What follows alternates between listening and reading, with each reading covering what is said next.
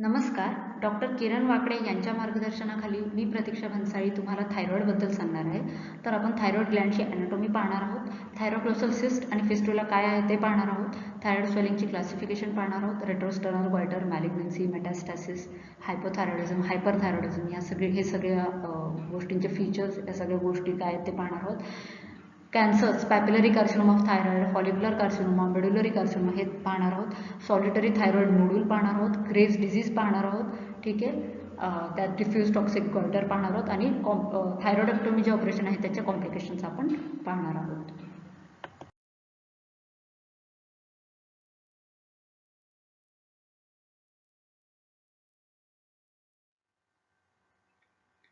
तर thyroid Gland ही आपल्या बॉडीची सगळ्यात मोठी लार्जेस्ट एंडोक्राइन ग्लँड आहे. ठीक आहे, आपल्याला माहिती आहे थायरॉइड ग्लँड T3, T4 आणि कॅल्सिटोनिन सिक्रेट करते. ठीक आहे, आणि जे की आपल्या बेसल मेटाबॉलिक रेटसाठी, ग्रोथसाठी, ठीक आहे, आणि कॅल्शियम मेटाबॉलिझमसाठी खूप महत्त्वाची असते. ही जी थायरॉइड ग्लँड आहे ह्याला खूप रिच वॅस्क्युलर ब्लड सप्लाय असतो. ठीक आहे, आणि आयोडीन पासून हे आपले हॉर्मोन्स बनवते. तर आता ॲनाटॉमी पाहूया थायरॉइड ग्लँडची.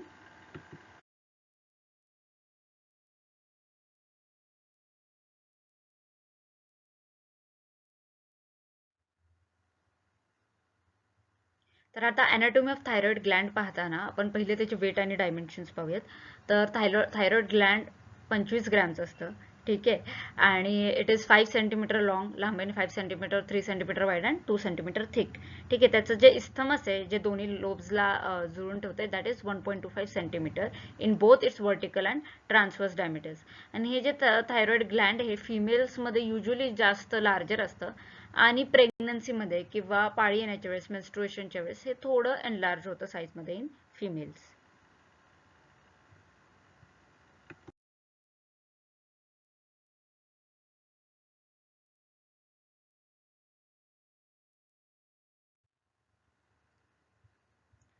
तर आता लोकेशन पहा. तर थायरॉइड ग्लँड कोणत्या वर्टिब्रल लेवल्सच्या हिशोबाने जर का पाहिलं तर C5, C6, C7 आणि T1 ह्या वर्टिब्रल कॉलमच्या ह्या लेवल्सवर असते. ठीक आहे, आणि एच शेपची ग्लँड आहे जसे तुम्ही पाहू शकता. त्याचे दोन लोब्स आहेत, मध्ये इस्थमस आहे आणि कधी कधी इस्थमस मधून पण एक फायब्रोमस्क्युलर बँड येतो. ठीक आहे, जे हायर्ड बोनला कनेक्टेड असतं वरती, त्याला आपण म्हणतो लिव्हेटर ग्लँड्युले थायरॉइडी. ठीक आहे, आणि हे वरून कुठपासून सुरू होते तर थायरॉइड कार्टिलेज जे आहे त्याच्या ऑब्लिक लाईन पासून ते सेकंड, फिफ्थ आणि सिक्स्थ ट्रॅकियल रिंग पर्यंत. ठीक आहे, हे थायरॉइड ग्लँड एक्सटेंड करते. आणि याचं जे इस्थमस आहे ते सेकंड, थर्ड किंवा फोर्थ ट्रॅकियल रिंग्स पर्यंत, म्हणजे एवढी त्याची लेंथ असते. म्हणजे सेकंड कार्टिलेज ट्रॅकियल रिंग पासून ते फोर्थ ट्रॅकियल रिंग पर्यंत.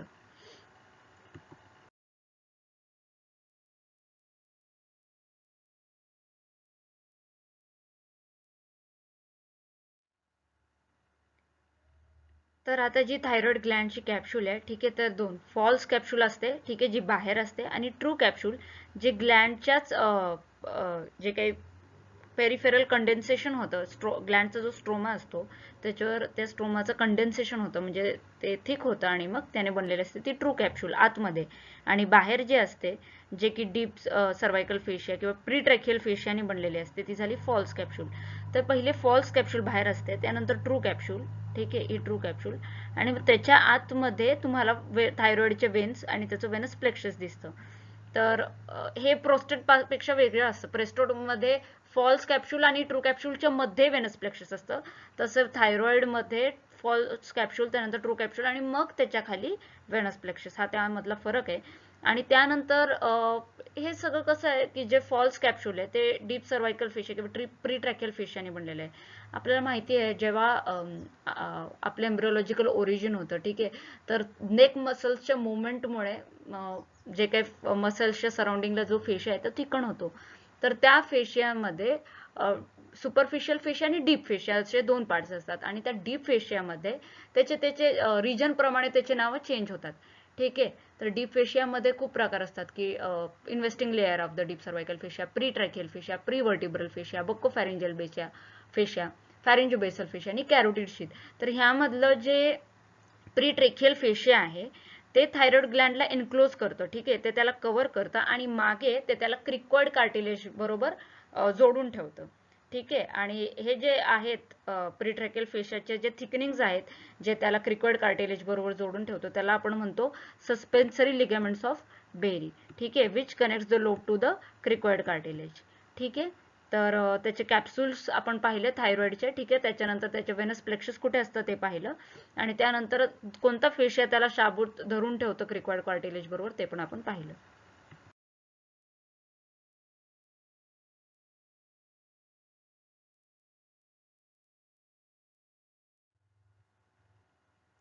तर आता बघा, आपण जेव्हा रिलेशन्स अॅनाटॉमी सांगताना आपण जसे त्याचे कॅप्सूलचे लेयर्स सांगतो, ठीक आहे, त्याची पोझिशन सांगतो, एक्सटेंट सांगतो, वेट सांगतो, त्याचबरोबर आपल्याला त्याचे थोडे रिलेशन्स पण सांगायचे असतात. तर बघा, आता ही आहे थायरॉइड ग्लँड आपली, ही संपूर्ण थायरॉइड ग्लँड आहे, आणि त्याच्या मागे इथे बघा ट्रॅकिया. तर त्याच्या मागे ट्रॅकिया आहे, आणि त्या ट्रॅकियाच्या मागे एसोफेगस. तर हे झाले पोस्टिरियर रिलेशन्स. त्यानंतर पोस्टेरो लॅटरल रिलेशन्स कोणते, तर ही जी काही कॅरोटिड शीथ आहे, ठीक आहे, या कॅरोटिड शीथ मध्ये वेगस नर्व आहे, कॉमन कॅरोटिड आर्टरी आणि इंटरनल जुगुलर वेन आहे दोन्ही साइड्सला. ठीक आहे. Anteriorly deep investing layer of the deep cervical fascia आहे.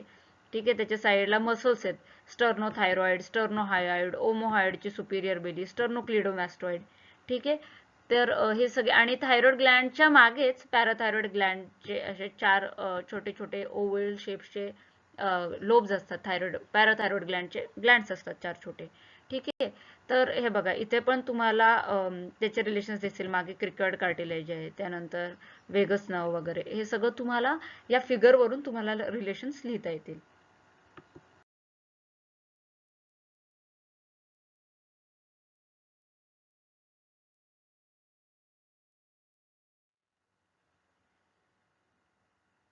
तर आता आर्टेरियल सप्लाय आणि वेनस सप्लाय ऑफ थायरॉइड ग्लँड.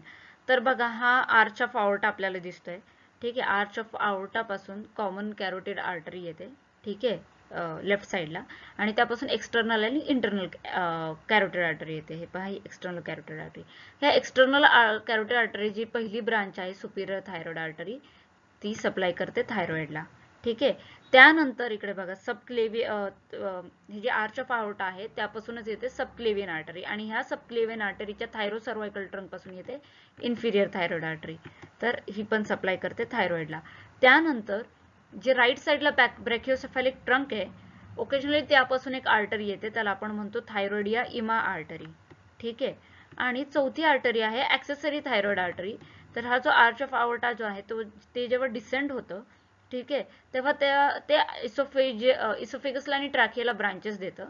ठीक आहे. आणि त्यातली एक ब्रांच कोणतीही, ती पण ओकेजनली या थायरॉइडला सप्लाय करते. तर त्याला म्हणतो आपण ऍक्सेसरी थायरॉइड आर्टरी. तर एकूण 4 आर्टरीज आहेत. Superior thyroid artery which is a branch of external carotid artery, inferior thyroid artery which is branch of thyro cervical trunk of subclavian artery, त्यानंतर थायरॉइडिया इमा artery which is a branch of brachiocephalic trunk, आणि accessory thyroid artery. हे झालं arterial supply of thyroid. आता वेनस supply खूप easy आहे. ठीक आहे. Superior thyroid Wien, inferior thyroid Wien, middle thyroid Wien आणि कोचर्स वेन. तर बघा, तर जी सुपिरियर थायरॉइड वेन आहे, आणि मिडल थायरॉइड वेन आहे, आणि कोचर्स वेन आहे, ठीक आहे, हे तिन्ही इंटरनल जुगुलर वेन मध्ये ड्रेन करतात. ठीक आहे. आणि जी इन्फिरियर थायरॉइड वेन आहे ती ड्रेन करते ब्रॅकिओसेफॅलिक वेन मध्ये. ठीक आहे. तर हे झालं व्हेनस ड्रेनेज ऑफ थायरॉइड.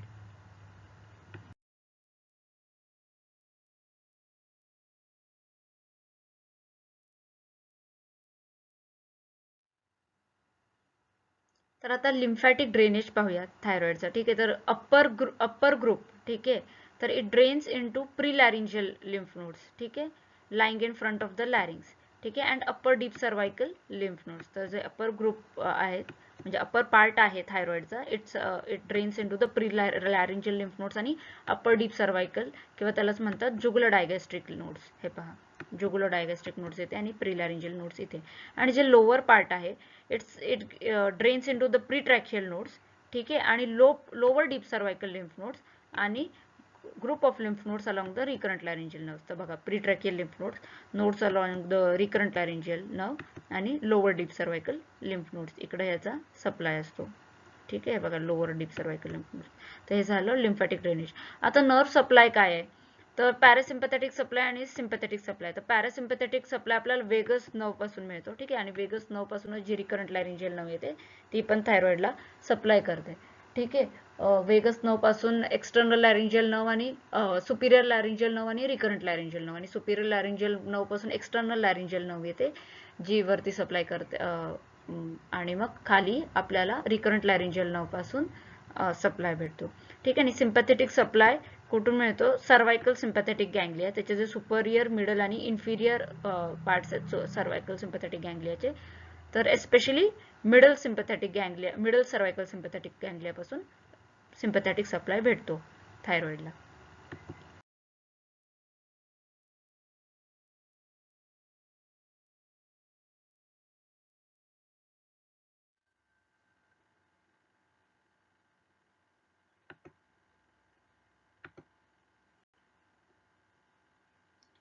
तर हे बघा, हे आहे microscopic structure of the thyroid Gland. तर हे थायरॉइड फॉलिकल्स आहेत, ठीक आहे. आणि ह्या थायरॉइड फॉलिकलला म्हणजे कवर्ड आहे क्युबॉइडल सेल्स, ठीक आहे. क्युबॉइडल एपिथेलियमने हे सगळे फॉलिक्युलर सेल्स हे आहेत कवरिंग त्याचं. आणि त्यामध्ये मध्ये छोटे पॅराफॉलिक्युलर सी सेल्स आहेत जे कॅल्सिटोनिन सिक्रेट करतात. तर हे जे काही फॉलिक्युलर सेल्स आहेत, ठीक आहे, थायरॉइड फॉलिकल्स आहेत, हे सिक्रेट करतात T3 आणि T4, आणि जे पॅराफॉलिक्युलर किंवा सी सेल्स आहेत, कोलॉइड सेल्स, ते सिक्रेट करतात कॅल्सिटोनिन. तर आता सुरू करूयात आपण ह्याचे क्वेश्चन. क्वेश्चन असा विचारतात की write a note on thyroglossal cyst and fistula. आता हे थायरोग्लोसल सिस्ट आणि फिस्ट्युला नेमकं काय आहे? तर ह्यासाठी आपल्याला एम्ब्रिओलॉजीकडे पाहायला लागेल, ठीक आहे. कसं ओरिजिन होतं, थायरॉइड ग्लँड कसं तयार होतं ते पाहायला लागेल, ठीक आहे. तर ही आपली टंग आहे, आपली जीभ आहे, आणि ह्याच्या अँटेरियर 2/3 आणि पोस्टिरियर 1/3 च्या मध्ये इकडे फोरामेन सिकम, ठीक आहे, एक पीठ आहे, एक खड्डा आहे, त्याला आपण म्हणतो फोरामेन सिकम. तर या फोरामेन सिकम पासून थायरॉइड ग्लँडचा उगम होतो. कसा होतो? तर ही जी थायरॉइड ग्लँड आहे ती इथून फोरामेन सिकम पासून तयार होते, ठीक आहे. ही डक्ट, ह्याला म्हणतात थायरोग्लॉसल डक्ट, म्हणजे थायरॉइड कार्टिलेज पासून ते ग्लॉसस म्हणजे टंग पर्यंत ही डक्ट असते, म्हणून ह्याला म्हणतात थायरोग्लॉसल डक्ट. तर ह्या जीभ फोरामेन सिकम पासून ही थायरोग्लॉसल डक्ट तयार होते, आणि ती थायरॉइड ग्लँडच्या हायोइड बोनच्या पुढे येते. मग त्याची थोडी लेफ्ट किंवा राईटला डायरेक्शन टर्न होते, ठीक आहे. आणि त्यानंतर मग ते डक्ट लाय करते थायरॉइड कार्टिलेजच्या पुढं, आणि मग इकडे थायरॉइड ग्लँड तयार होते, ठीक आहे. आणि अशी तयार होताना ही ग्लँड ह्या पाथवरून जाते, ठीक आहे. आता बऱ्याच वेळा काय होतं की जेव्हा ही ग्लँड इथे रीच होते, इकडे डेव्हलपमेंट होते, तेव्हा ही डक्ट निघून जाते, ठीक आहे, नष्ट होऊन जाते, ठीक आहे. The duct regresses. जर असं झालं नाही, हे जर का थायरोग्लॉसल डक्ट नष्ट झाले नाही, तर मग इकडे सिस्ट तयार होते या डक्टमध्ये, त्याला म्हणतो आपण थायरोग्लॉसल सिस्ट, ठीक आहे. आणि खूप वेळा ही सिस्ट रप्चर होते आणि तिकडून फिस्ट्युला डेव्हलप होतो, ठीक आहे, थायरोग्लॉसल फिस्ट्युला म्हणजे, ठीक आहे. तर मग thyroglossal cyst is a cystic swelling in the thyroglossal remnant. Remnant म्हणजे जी नष्ट नाही झालेली डक्ट, त्यामध्ये स्वेलिंग झाली की त्याला आपण म्हणतो थायरोग्लॉसल सिस्ट. आणि ही जर थायरोग्लॉसल सिस्टमध्ये जर का इन्फेक्शन झालं तर ते रप्चर होते आणि त्यामधून तयार होते थायरोग्लॉसल फिस्ट्युला, ठीक आहे. तर म्हणून थायरोग्लॉसल सिस्ट कंजेनायटल कंडिशन आहे आणि थायरोग्लॉसल फिस्ट्युला अक्वायर्ड कंडिशन आहे. फिस्ट्युला म्हणजे काय? दोन ऑर्गन्सच्या मध्ये जर का नळीप्रमाणे कनेक्शन तयार झालं, जसं की इथे थायरोग्लॉसल, ठीक आहे, म्हणजे थायरॉइड कार्टिलेज म्हणजे थायरॉइडची जी डक्ट आहे थायरोग्लॉसल डक्ट, आणि जिभेच्या मध्ये इथे जे फिस्ट्युला डेव्हलप होते, इथे कनेक्शन डेव्हलप होतं आणि या फिस्ट्युला मधून पस ॲब्सेस बाहेर पडतो, ठीक आहे. तर ते झालं थायरोग्लॉसल फिस्ट्युला. तर थायरोग्लॉसल सिस्ट ही एक कंजेनायटल कंडिशन आहे आणि थायरोग्लॉसल फिस्ट्युला अक्वायर्ड कंडिशन आहे. तर it presents in second or third decade of life as a midline cystic swelling in the neck. तर नेकमध्ये आपल्याला ती स्वेलिंग दिसते आणि ती आपल्या स्वॉलोइंग बरोबर किंवा प्रोट्रुजन ऑफ द टंग बरोबर ती मूव्ह होते. It is more common in women. तर मोस्ट कॉमन साईट कुठे ही थायरोग्लॉसल सिस्ट असण्याची? तर हायवेल्ड बोन, ठीक आहे. आणि त्यानंतर बाकीचे पण रिजन्स आहेत, जसं suprahyoid, floor of the mouth, thyroid cartilage, cricoid cartilage, alright, foramen caecum. हे झाल्या बाकीच्या ठिकाण, ठीक आहे, बाकीचे ठिकाण जिथे थायरोग्लॉसल सिस्ट असू शकते.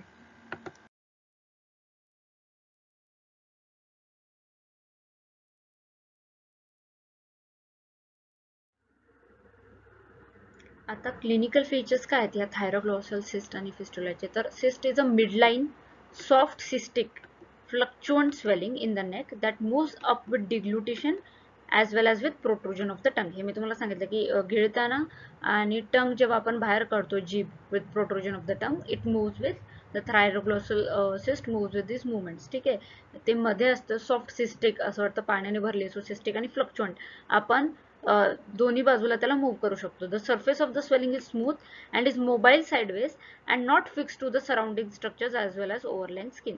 तर स्वेलिंग स्मूथ असते आणि मोबाईल साइडवेज. ठीक आहे. If it gets ruptured, the opening of the thyroglossal fistula also presents at the site of the thyroglossal cyst with the hood of the skin above the opening. ठीक आहे. तर जेव्हा तिकडे समजा सिस्ट तयार झाली तर आणि तिकडे इन्फेक्शन झालं, ॲब्सेस तयार झालं, तर मग ते त्याचा फिस्टुला तयार होतो आणि मग ते त्या थायरोग्लोसल सिस्टच्या ठिकाणीच with the hood of the skin ते प्रेझेंट करतं. ठीक आहे. त्यानंतर बाकी कॉम्प्लिकेशन्स काय, जर का जास्त दिवसांसाठी हा थायरोग्लोसल सिस्ट तसाच राहिला तर पुढे त्याचा पॅपिलरी कॅन्सरमध्ये रूपांतर होऊ शकतं. त्यानंतर medullary cancer never arises in the thyroglossal cyst. आता इन्व्हेस्टिगेशन्स काय आहेत थायरॉइडसाठी? Thyroid function test. ठीक आहे. Thyroid scan to make sure that it is not the only thyroid tissue in the body. ठीक आहे. आणि intraoperative fistulogram is helpful in delineation of the entire tract. तर थायरॉइड फंक्शन टेस्ट तर आपण करतोच. नंतर थायरॉइड स्कॅन का करतो?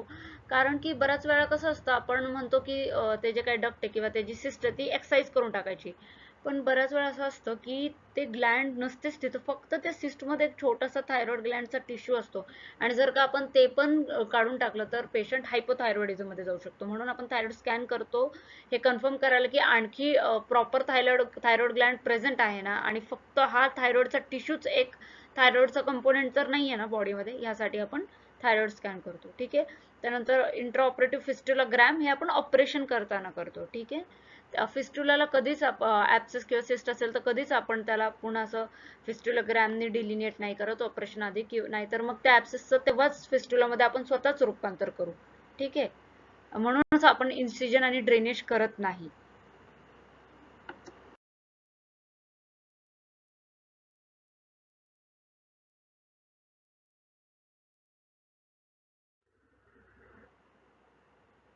तर आता थायरोग्लोसल सिस्टची ट्रीटमेंट काय आहे? Cyst trunk operation. ठीक आहे. यामध्ये आपण काय करतो, हे जे काही डक्ट आहे, जी पेटंट आहे, जी नष्ट नाही झालेली, ती आपण संपूर्णपणे काढून टाकतो. ही जी डक्ट आहे ते आपण पूर्णपणे काढून टाकतो. ठीक आहे. हे सगळं पोर्शन. तर यामध्ये काय काय काढतो म्हणजे आपण complete excision of the cyst or fistula, complete excision of the remnant of the thyroglossal tract, बरोबर. त्यानंतर excision of the central portion of the hyoid bone, हे हायर्ड बोनचं सेंट्रल पार्ट सुद्धा काढून टाकतो, आणि cosmetic skin incision and closure, हे सगळं आपण ट्रीटमेंटमध्ये करतो थायरोग्लोसल सिस्टच्या.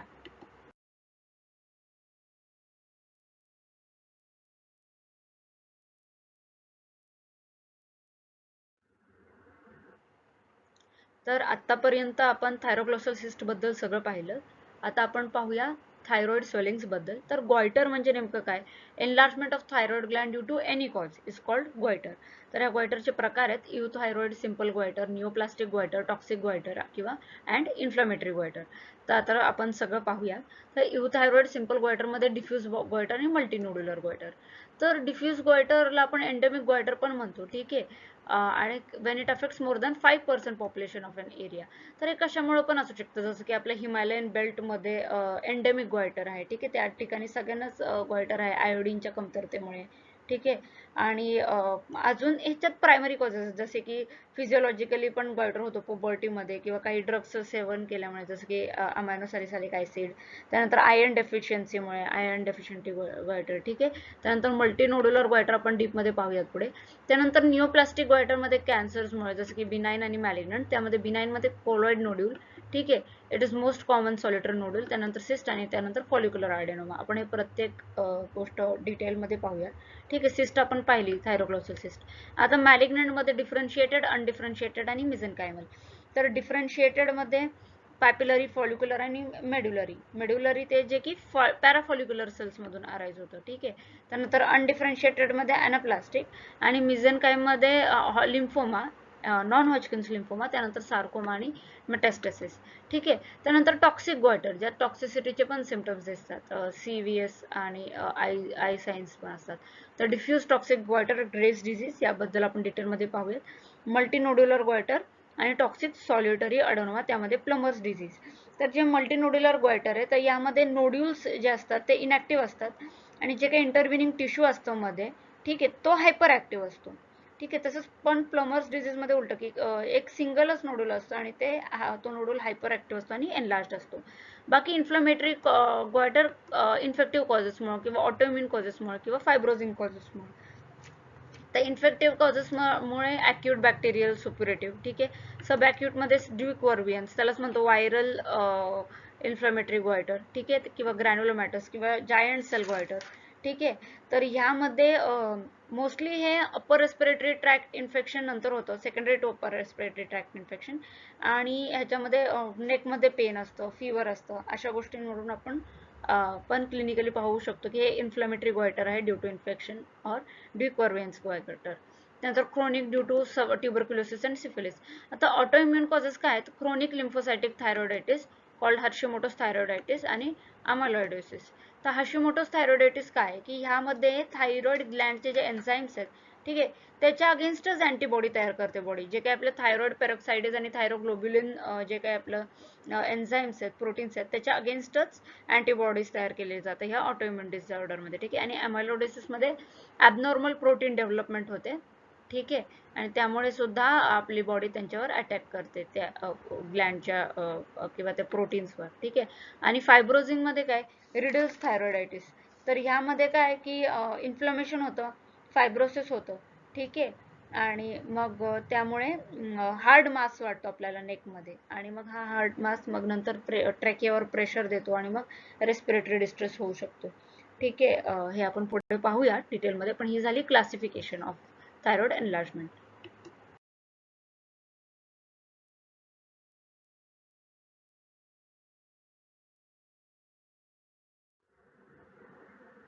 आता पाहूयात फीचर सजेस्टिव्ह ऑफ रेट्रोस्टर्नल एक्सटेन्शन. ठीक आहे. तर आपण केव्हा म्हणतो की रेट्रोस्टर्नल म्हणजे स्टर्नमच्या मागे, आपण केव्हा म्हणतो की the goitre has grown and it has become and it has assumed retrosternal extension, असं आपण कधी म्हणतो की जेव्हा if more than half of the goitre extension is below the thoracic inlet.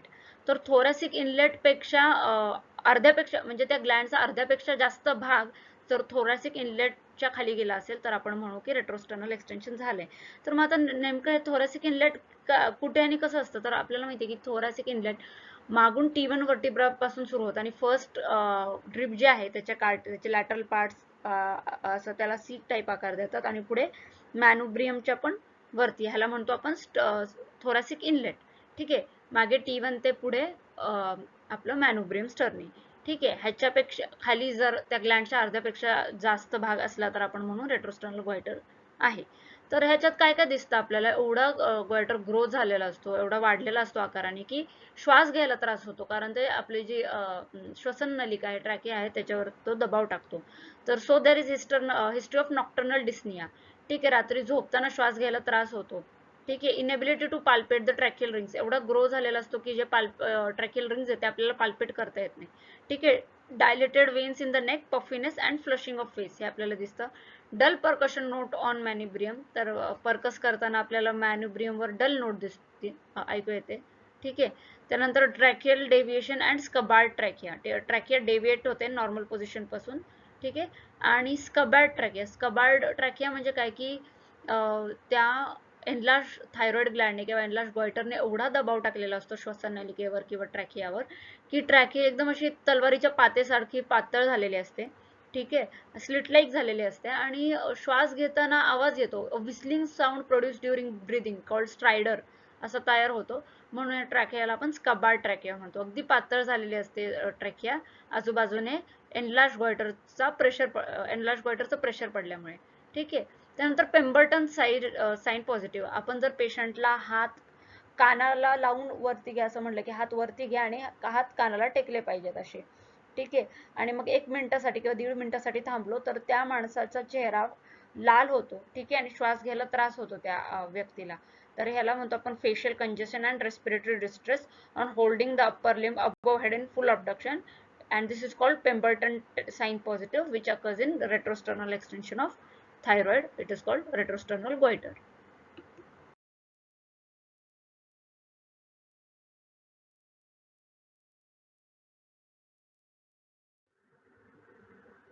आता जेव्हा थायरॉइड गॉयटर होतो, ठीक आहे, तर आपण कसं समजू शकतो की ही मॅलिग्नन्सी आहे किंवा मेटास्टॅसिस झालंय वगैरे, हे आपण कोणत्या क्लिनिकल सायन्स वरून सांगू? जसं की रेट्रोस्टर्नल गॉयटर आपण पाहिलं, पेम्बर्टन साइन, किंवा आणखी काही सायन्स होते जसं की डायलेटेड वेन्स, ठीक आहे.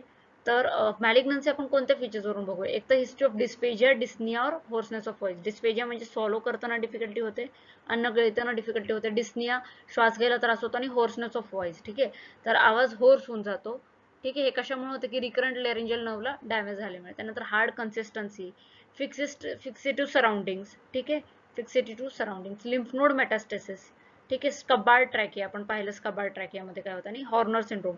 हॉर्नर सिंड्रोमचं ट्रायड आहे टोसिस, अनहायड्रोसिस आणि मायोसिस. म्हणजे टोसिस म्हणजे ड्रुपिंग ऑफ आयलिड, मायोसिस म्हणजे कॉन्स्ट्रिक्शन ऑफ द प्युपिल, आणि अनहायड्रोसिस म्हणजे ज्या पार्टला त्रास झाला त्या ठिकाणी स्वेटिंग थोडी कमी होते, घाम थोडा कमी येतो. हे झालं हॉर्नर सिंड्रोमचे कॅरेक्टरिस्टिक्स, 3 ट्रायड. आणि हे सगळे फीचर्स असले, dysphagia, dyspnoea, hoarseness of voice, hard consistency, ठीक आहे, lymph node metastasis, scabbard trachea, Horner syndrome, तर समजायचं की मॅलिग्नन्सी आहे, ठीक आहे, आणि म्हणजे कॅन्सर स्टेट आहे.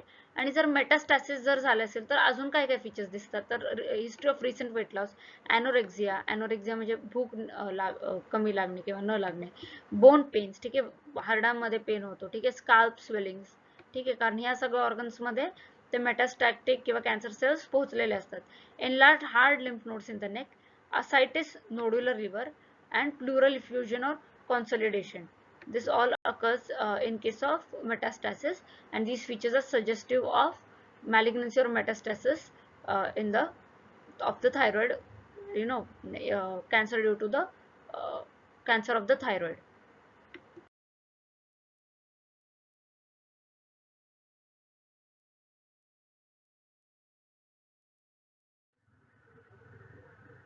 आता ही जी थायरॉइड ग्लँड एनलार्ज झाली आहे, तर हे हायपोथायरॉइडिझममुळे सुद्धा होऊ शकतं. तर कोणते फीचर्स असे आहेत जे सजेस्ट करतात की हायपोथायरॉइडिझम झाले? ठीक आहे, होर्सनेस ऑफ व्हॉइस, ठीक आहे, स्किन ड्राय असते. त्यानंतर पेशंट म्हणतो की मला तर भूक कमी लागते पण तरी पण वजन वाढतंय, ठीक आहे. त्यानंतर कॉन्स्टिपेशन, ठीक आहे, पोट साफ नीट न होणे. त्यानंतर मेंटल लेथार्जी, मसल वीकनेस आणि फटीग, थकवा येण्यासारखा. कोल्ड इंटॉलरन्स, बिलकुल थंडी सहन होत नाही. इडिमा ऑफ फीट और मून फेस, ठीक आहे, सूज आलेली असते पायावर किंवा चेहरा पण सुजलेला दिसतो. आणि delayed relaxation of deep reflexes, जसं की आपला अँकल रिफ्लेक्स आहे, एक्सटेन्सर प्लांटर, किंवा नी रिफ्लेक्स आहे, पटेलर रिफ्लेक्स, ते सगळे जे रिफ्लेक्सेस आहेत ते स्लो होऊन जातात, ठीक आहे.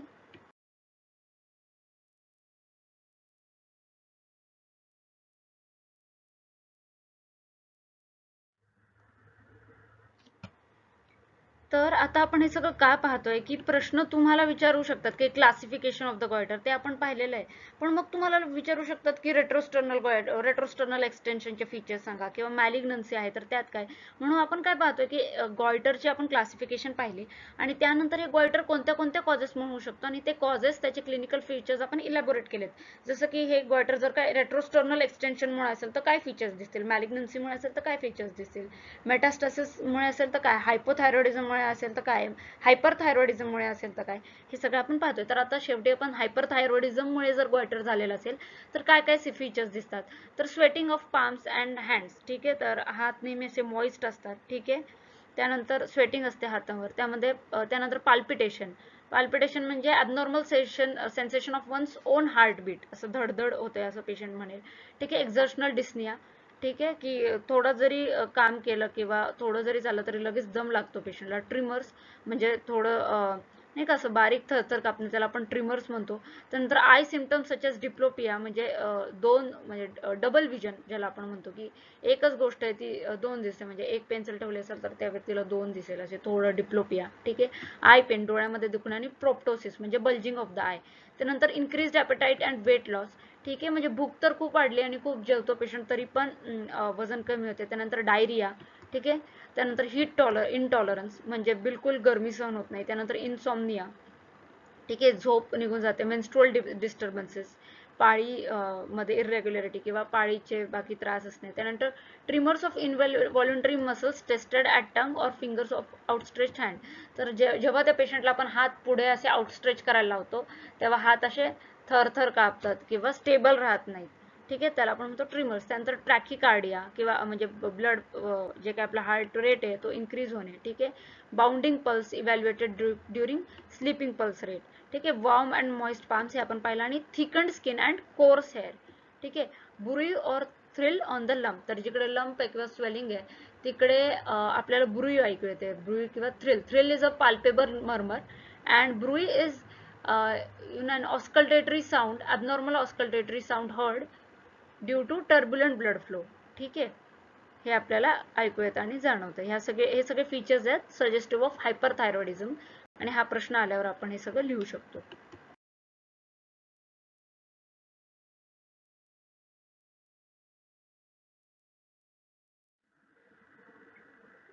तर आता पाहूयात prognostic scores in thyroid cancer. म्हणजे जर का थायरॉइड कॅन्सर झाला तर कोणत्या फॅक्टर्सवरून आपण म्हणू शकतो की आउटकम चांगला राहील किंवा पेशंटचा प्रतिसाद चांगला राहील. ठीक आहे, ते आपण पाहूयात. तर AMES for all differentiated thyroid cancer. तर A for age, M for metastasis, E for extra thyroid extension आणि साईज. तर हे जे classification AMES it is for differentiated thyroid cancer. ठीक आहे. डिफरन्शिएटेड थायरॉइड कॅन्सर म्हणजे आपण कोणते पाहिलेले. ठीक आहे, पॅपिलरी, फॉलिक्युलर आणि मेड्युलरी ह्या सगळ्या कॅन्सरसाठी आपण AMES क्रायटेरिया वापरतो. त्यानंतर पॅपिलरी कॅन्सरसाठी AGES, G फॉर ग्रेड. ठीक आहे. त्यानंतर MACIS classification, metastasis, age, completeness of resection, invasion आणि साईज. ठीक आहे. TNM क्लासिफिकेशन, ट्यूमर नोड आणि मेटास्टॅसिस आणि डिग्रूट आणि कलिग्स असं क्लासिफिकेशन. तर असे बरेच प्रोग्नोस्टिक स्कोर्स आहेत थायरॉइड कॅन्सरमध्ये. ठीक आहे, ज्यावरून आपण पेशंटचं काय आउटकम राहील, ठीक आहे, काय परिणाम राहील, पेशंटचं कशी स्थिती राहील ते आपण पाहू शकतो.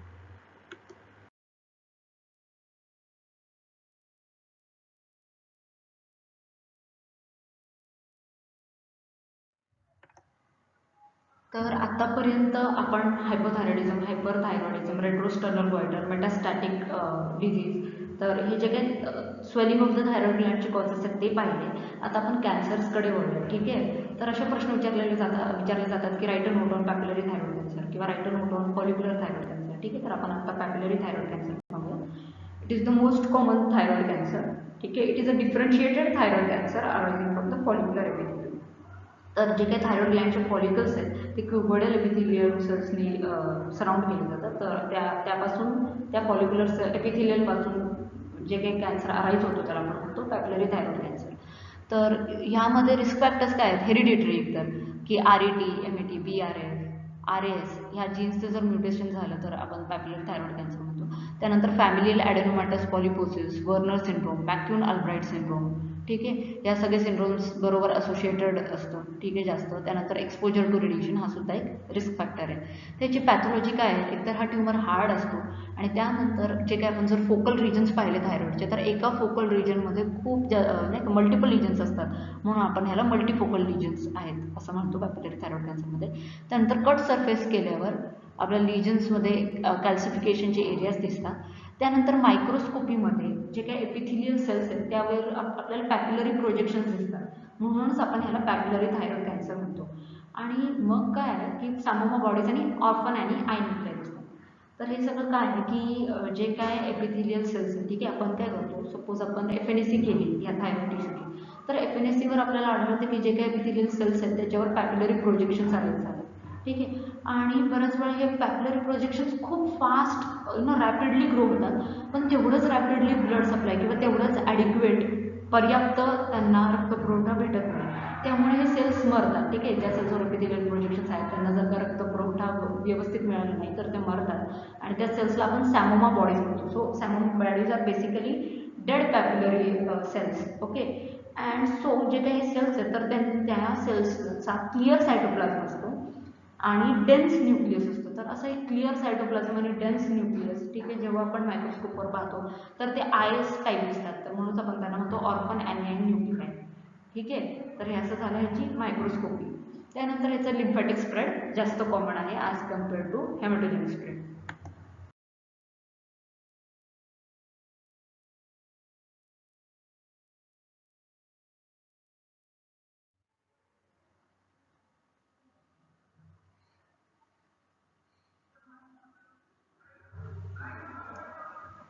तर आता पॅपिलरी थायरॉइड कॅन्सरचे क्लिनिकल फीचर्स पाहूया. तर हे age group 40 to 60 years age ग्रुपमध्ये जास्त फेमस आहे. ठीक आहे, फिमेल्समध्ये जास्त कॉमन आहे. युथायरॉइड म्हणजे जे काही स्टेटस आहे थायरॉइड हॉर्मोन्सचं T3 T4, ठीक आहे, ते नॉर्मल आहे. It is a painless slowly growing hard mass that moves with deglutition. ठीक आहे, तर हे डिग्लुटेशन बरोबर मूव्ह होतं आणि पेनलेस आहे आणि हार्ड मास आणि स्लोली ग्रोईंग आहे. लिम्फॅडोनोपॅथी असू शकते ह्या केसमध्ये. आणि a lymph node in the neck without thyroid swelling is a lateral aberrant thyroid which is actually a metastatic neck node of papillary thyroid cancer. म्हणजे जर का तुम्हाला थायरॉइड स्वेलिंग जाणवली नाही पण एका ठिकाणी लिम्फ नोड जास्त एनलार्ज जाणवलं तर ते ॲक्च्युली जे पॅपिलरी थायरॉइड कॅन्सरचं आहे त्याचं एक मेटास्टॅसिस समजावं. ठीक आहे, त्याला आपण म्हणतो लॅटरल ॲबरंट थायरॉइड. त्यानंतर ह्यासाठी आपण इन्व्हेस्टिगेशन्स कोणते करतो? FNAC, thyroid function test, ultrasound neck और CCT नेक. ठीक आहे, त्यानंतर एक्सरे नेक आणि चेस्ट आणि इनडायरेक्ट लॅरेंजोस्कोपी आपण करतो फॉर व्होकल कॉर्ड मोबिलिटी. ठीक आहे, तर हे सगळे टेस्ट आपण करतो. FNAC वरून आपल्याला मायक्रोस्कोपिक स्ट्रक्चर कळतं, कोणतं कॅन्सर आहे ते कळतं. ठीक आहे, त्यानंतर थायरॉइड फंक्शन टेस्ट तर आपण स्टेटस नेहमी करतोच, रुटीन ऑब्झर्वेशन थायरॉइड केसेस. ठीक आहे, अल्ट्रासाउंड नेकमध्ये आपल्याला कळतं की जी स्वेलिंग आहे ती सिस्टिक आहे का सॉलिड आहे. ठीक आहे, एक्सरे नेक आणि चेस्ट आपण करतोच आणि इनडायरेक्ट लॅरेंजोस्कोपी आपण करतो फॉर व्होकल कॉर्ड मोबिलिटी. तर ट्रीटमेंट काय आहे ह्या पॅपिलरी थायरॉइड कॅन्सरची? नियर टोटल थायरॉइडेक्टमी किंवा टोटल थायरॉइडेक्टमी. तर नियर टोटल थायरॉइडेक्टमीमध्ये आपण काय करतो? 0.1 ग्रॅम टिश्यू तिकडे ठेवतो. टोटल थायरॉइडेक्टमीमध्ये आपण संपूर्ण थायरॉइड ग्लॅड काढून टाकतो. पण नियर टोटल थायरॉइडेक्टमीमध्ये आपण 0.1 ग्रॅम थायरॉइड टिश्यू अख्ख्या 25 ग्रॅममधला थोडासा ठेवतो. ठीक आहे, आणि त्यानंतर जर आपण जेव्हा त्या टिश्यू काढून टाकलेल्या टिश्यूची जेव्हा आपण बायोप्सी घेतली असते थोडी, ठीक आहे, तर मग त्यामध्ये जर का आपल्याला असं वाटलं की मेटास्टेसिस आहे आजूबाजूच्या लिम्फ नोड्समध्ये, ठीक आहे, डीप सर्वायकल लिम्फ नोड्स वगैरे, तर मग आपण मॉडिफाईड रॅडिकल नेक डिसेक्शन करतो. ठीक आहे, तर ही झाली ट्रीटमेंट. त्यानंतर आपण रेडिओ आयोडीन थेरपी देतो. सर्वात अगोदर तर आपण रेडिओ आयोडीन स्कॅन करतो. ठीक आहे, रेडिओ आयोडीन स्कॅनमध्ये काय आपण आयोडीन 123 देतो. ठीक आहे, तर ह्या आयोडीन 123 देतो आणि हे जेव्हा आपण देतो पेशंटला, ठीक आहे, स्कॅन घेतो, तर जे काही मेटास्टॅटिक एरियाज आहेत जिथं कॅन्सरस सेल्स आहेत थायरॉइड ग्लँड, ठीक आहे, तर त्या ज्या एरियाज आहेत ते खूप रेडिओ आयोडीन ॲब्झॉर्ब करतात. आयोडीन 123 खूप ॲब्झॉर्ब करतात आणि मग ते आपल्याला रेडिओ आयोडीन स्कॅनवर दिसतं. ठीक आहे, त्याच्या साहाय्याने आपल्याला कळतं की कुठे कुठे एरियाज मॅलिग्नंट आहेत. ठीक आहे, कुठे कुठे कॅन्सरस सेल्स जास्त आहेत आणि मग आपण त्यानुसार जर का खूप जास्त सिग्निफिकंट अपटेक दिसला रेडिओ आयोडीनचा, म्हणजे जास्त कॅन्सरस सेल्स दिसले, तर आपण 30 to 150 मिलीक्युरी रेडिओ आयोडीन 131 देतो. स्कॅनसाठी आयोडीन 123 आणि ट्रीटमेंटसाठी म्हणजे रेडिओ आयोडीन थेरपीसाठी आयोडीन 131, 30 to 150 मिलीक्युरी आपण देतो. ठीक आहे, त्यामुळे काय होतं, जे काही कॅन्सर सेल्स आहेत ते आयोडीन 131 ॲब्झॉर्ब करतात. ठीक आहे, आणि ते मरून जातात. ठीक आहे, नष्ट होतात. अशा प्रकारे आपण रेडिओ आयोडीन थेरपी देतो. तर ही रेडिओ आयोडीन थेरपी कोणाकोणासाठी दिली जाते? Stage 2, stage 3, stage 4 thyroid disease. ठीक आहे, with all patients with nodal metastasis, aggressive history or vascular or extra thyroid invasion. ठीक आहे, आणि जर ऑपरेशन केल्यानंतर सुद्धा कुठे रेसिड्युअल डिझीज इन नेक वाटलं किंवा डिस्टंट मेटास्टॅसिस वाटलं किंवा रिकरन्स ऑफ ट्यूमर वाटलं तरी पण आपण ही रेडिओ आयोडीन थेरपी देतो. त्यानंतर थायरोग्लोब्युलिन लेवल्स. ॲक्च्युली सर्वात अगोदर जेव्हा पेशंट आपल्याकडे येतो तेव्हा आपण काय करतो? T3 T4 TSH चेक करतो. नंतर थायरोग्लोब्युलिन लेवल्स पाहतो. जर आपल्याला थायरोग्लोब्युलिन लेवल्स जास्त वाटली तर मग आपण रेडिओ आयोडीन स्कॅन करतो. मग रेडिओ आयोडीन स्कॅनवर आपल्याला जास्त सिग्निफिकंट अपटेक दिसला तर आपण रेडिओ आयोडीन थेरपी करतो. पण जर का थायरोग्लोब्युलिन जास्त असून सुद्धा म्हणजे दिसतं आपल्याला कॅन्सरस कंडिशन आहे, कारण थायरोग्लोब्युलिन हा एक मार्कर आहे मेटास्टॅसिससाठी किंवा कॅन्सरस कंडिशनसाठी. ठीक आहे, तर ते आपल्या थायरोग्लोब्युलिन जास्त आढळून सुद्धा जर का रेडिओ आयोडीन स्कॅनवर आपल्याला ते मेटास्टॅटिक एरियाज किंवा जास्त कॅन्सरस एरियाज दिसल्या नाही, म्हणजे सिग्निफिकंट रेडिओ आयोडीन अपटेक झालं नाही, तर मग आपण पेट स्कॅन करतो, पॉझिट्रॉन एमिशन टेमोग्राफी, आणि ह्यासाठी आपण वापरतो फ्लोरोडिऑक्सी ग्लुकोज.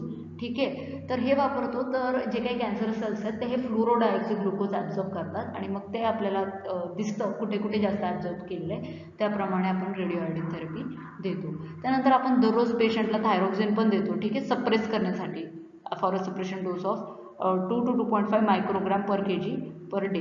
ठीक आहे. एक शर्नोबिल म्हणून मूवी आहे, जे काय सोव्हिएट सोशलिस्ट रिपब्लिक रशियामध्ये जे काय हे युरेनियम थोरियम ह्या सगळ्याचं जे हे झालं होतं, ब्लास्ट झालं होतं आपला भोपाळ गॅस ट्रॅजेडीप्रमाणे, पण तिकडे न्यूक्लिअर हे झालं होतं ब्लास्ट. ठीक आहे. त्यामध्ये एवढी कंडिशन असते की म्हणजे नाही का खूप वाईट कंडिशन असते की ते पेशंट्सला म्हणतात, सगळ्या लोकांना म्हणतात की तुम्ही हे थायरॉक्सिनचे टॅब्लेट्स खात राहा, थायरॉक्सिनचे टॅब्लेट्स खात राहा, म्हणजे तुम्हाला कॅन्सर होणार नाही. तर हे मला त्यावरून आठवलं. ठीक आहे. Follow up is done with thyroglobulin estimation 6 monthly in first year and then annually. ठीक आहे. म्हणजे पहिल्या वर्षी वर्षातून 2दा आणि त्यानंतर दर महिन्याला आपण हे दर वर्षाला आपण हे थायरोग्लोबुलिन एस्टिमेशन थायरोग्लोबुलिन टेस्ट करतो. ठीक आहे. Also annual cervical ultrasound and radio iodine evaluation if any of the above investigation is suspicious आपण हे करतो. आणि पेट स्कॅनबद्दल तर मी तुम्हाला सांगितलेलंच आहे. तर ही झाली treatment and investigations of papillary thyroid cancer.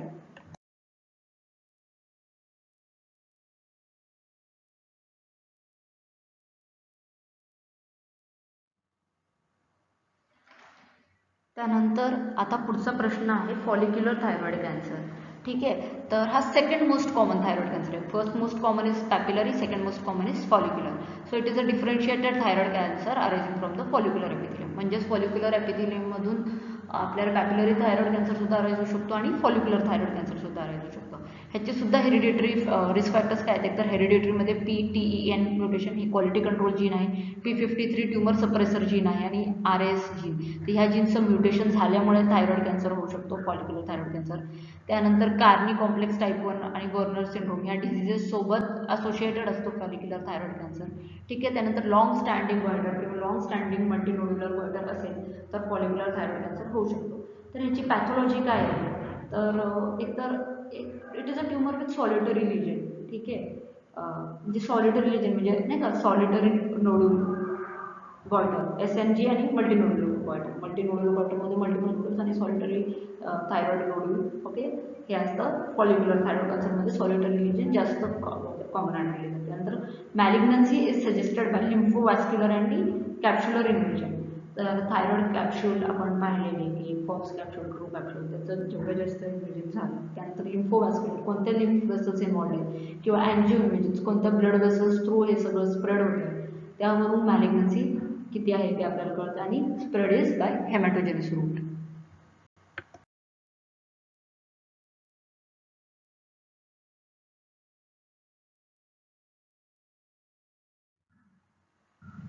तर आता आपण फॉलिक्युलर थायरॉइड कॅन्सरचे क्लिनिकल फीचर्स पाहूयात. एकतर 50 to 70 इयर्स एज ग्रुपमध्ये जास्त कॉमन असतं, फिमेल्समध्ये जास्त कॉमन असतं. आणि थायरॉइड म्हणजे T3, T4 आणि TSH लेवल्स नॉर्मल असतात, पण आपल्याला हे डिफरन्शिएटेड कॅन्सर दिसतो. तर it is a painless slowly growing hard mass which moves with deglutition. कोणत्याही थायरॉइड स्वेलिंगप्रमाणे ह्याचेही सिम्पटम्स आहेत. ठीक आहे. Lymphadenopathy is never present. It can also present as pulsatile osteolytic metastasis. ठीक आहे. तर यामध्ये ऑस्टिओलायटिक म्हणजे बोन म्हणजे नाही का बोन्सपर्यंत ह्याचे हे कॅन्सर सेल्स पसरतात आणि मग बोन्ससुद्धा तुटू शकतात. तर पल्सटाईल ऑस्टिओलायटिक मेटास्टॅसिस म्हणजे बोन्स काय म्हणतो आपण ब्रिटल होतात. ठीक आहे. Lesions greater than 4 centimetre are more likely to be malignant. ठीक आहे. तर इन्व्हेस्टिगेशन्स काय आहेत? FNAC, thyroid function test, ultrasound and CVCT neck, X-ray neck and chest and indirect laryngoscopy for focal cord mobility. तर हे सुद्धा पॅपिलरी थायरॉइड कॅन्सरप्रमाणेच हे same investigations आहेत. आणि जेव्हा आपण FNAC करतो तर FNAC वर कॅन्सर आहे कळतं, पण हे डिफरन्शिएट नाही करू शकत की फॉलिक्युलर थायरॉइड कॅन्सर आहे की पॅपिलरी थायरॉइड कॅन्सर. ठीक आहे. तर हे झाले clinical features and investigations of follicular thyroid cancer.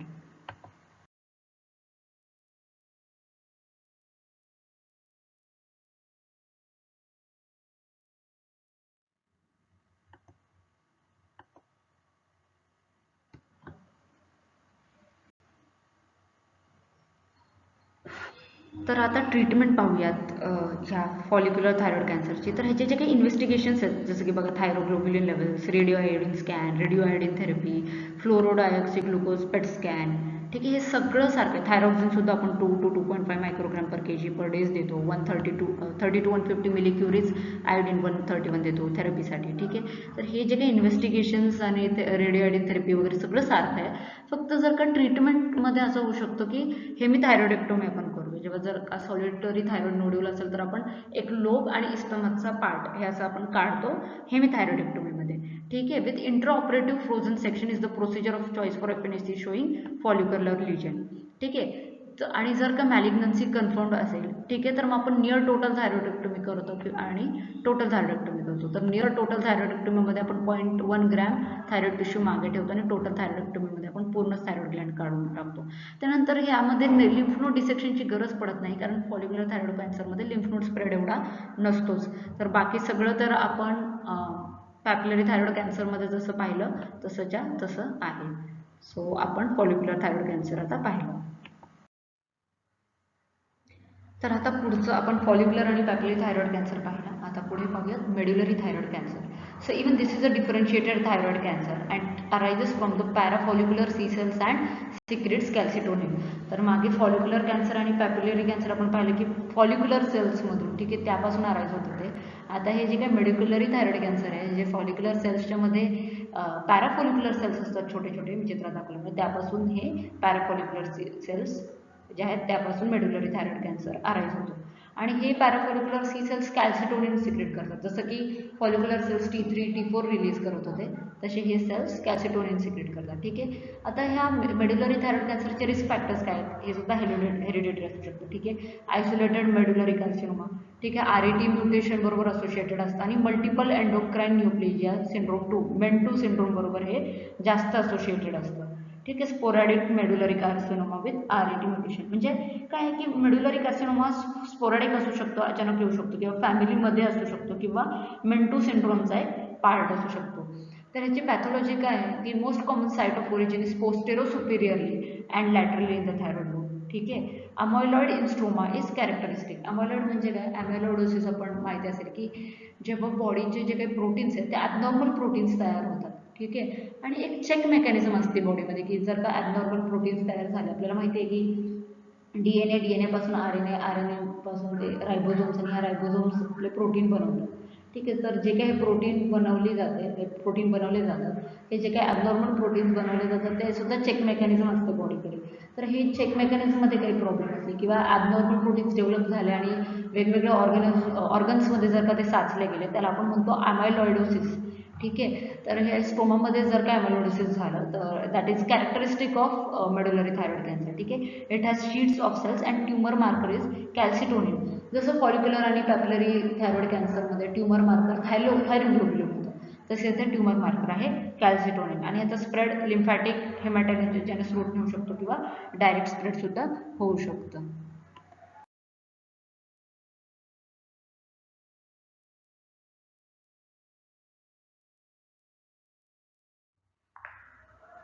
तर आता मेड्युलरी थायरॉइड कॅन्सरचे क्लिनिकल फीचर्स पाहूयात, ठीक आहे. It can arise in congenital form, ठीक आहे, यंग एज फॅमिलियल, आणि जर स्पोरॅडिक असेल तर 50 to 70 इयर्स एज ग्रुपमध्ये, ठीक आहे. फिमेल्समध्ये जास्त कॉमन असतं. युथायरॉइड आहे हे पण, तर सगळे फीचर्स नॉर्मल थायरॉइड सारखे, जसं painless slowly growing hard mass that moves with deglutition. आणि ह्यामध्ये लिम्फॅडोनोपॅथी असते.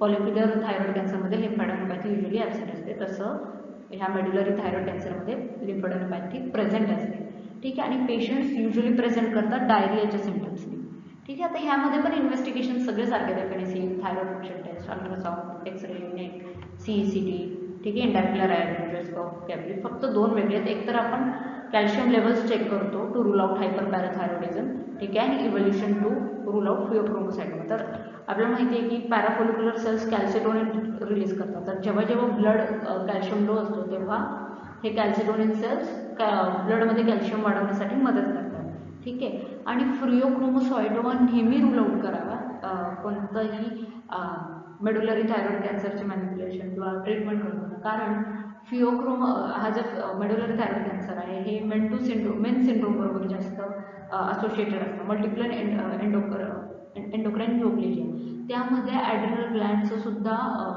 ट्युमर असू शकतो आणि त्याला आपण म्हणतो फिओक्रोमोसायटोमा.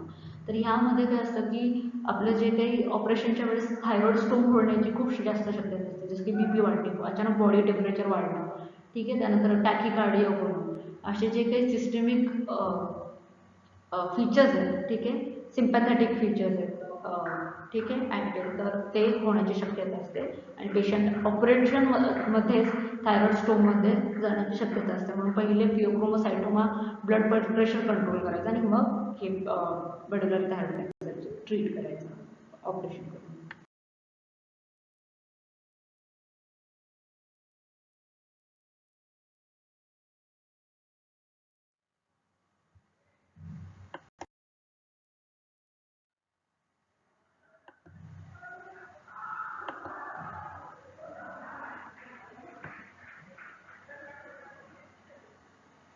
तर आता solitary thyroid nodule. Write a note on the management of a patient with solitary thyroid nodule.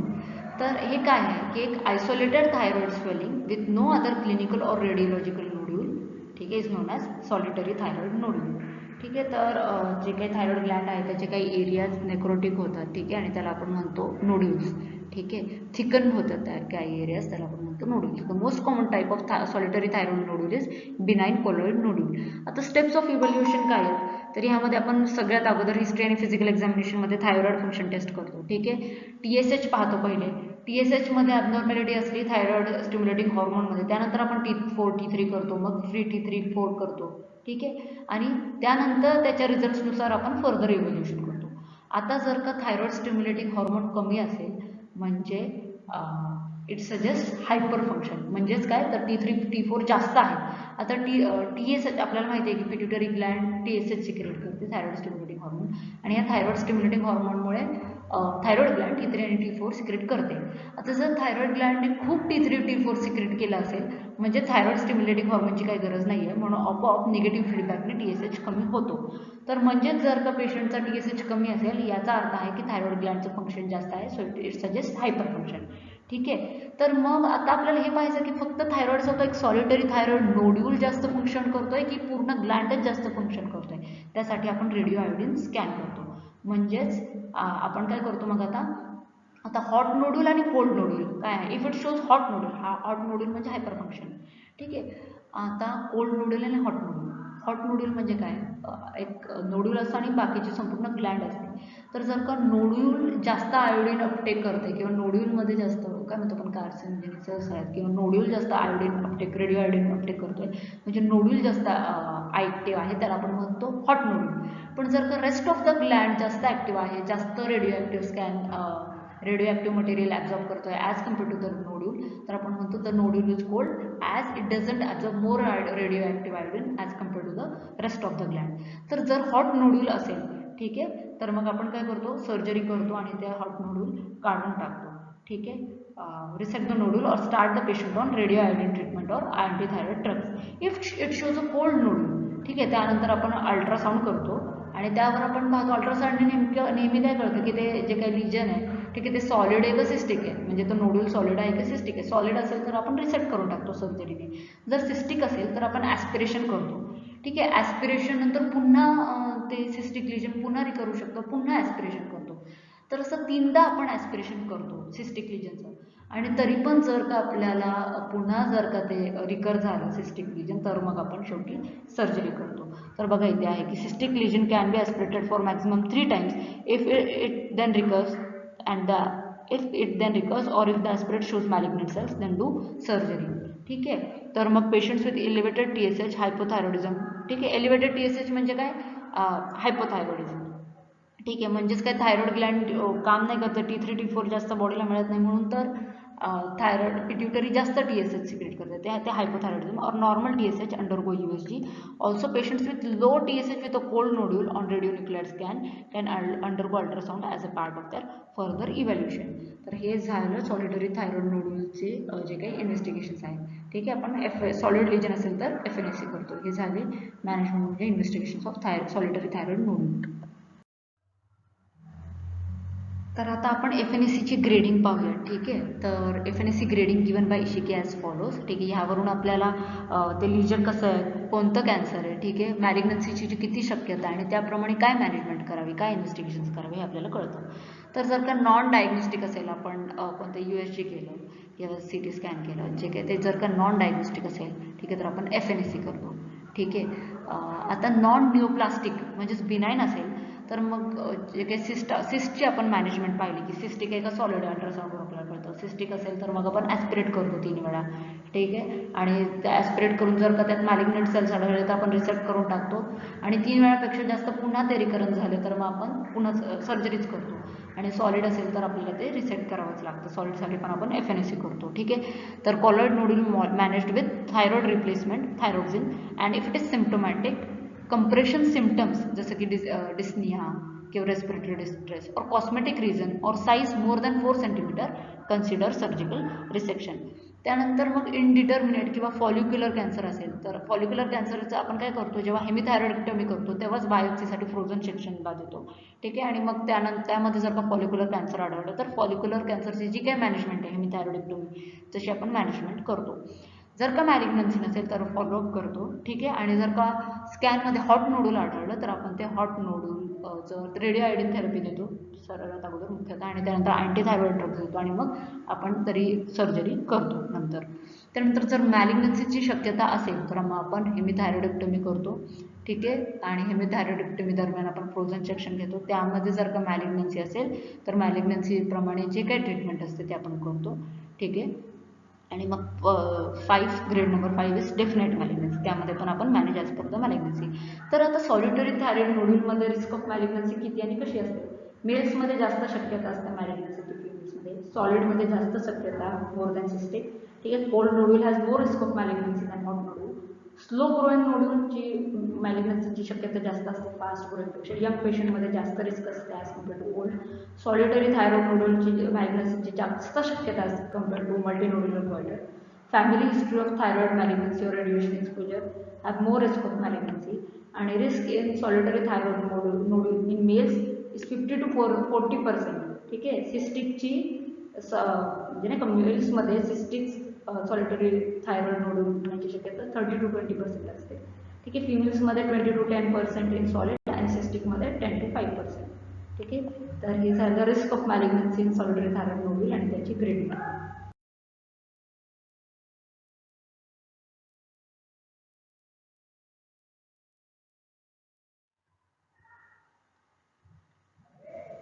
त्यानंतर आता प्रश्न आहे write a note on Graves disease and write a note on management of diffuse toxic goitre.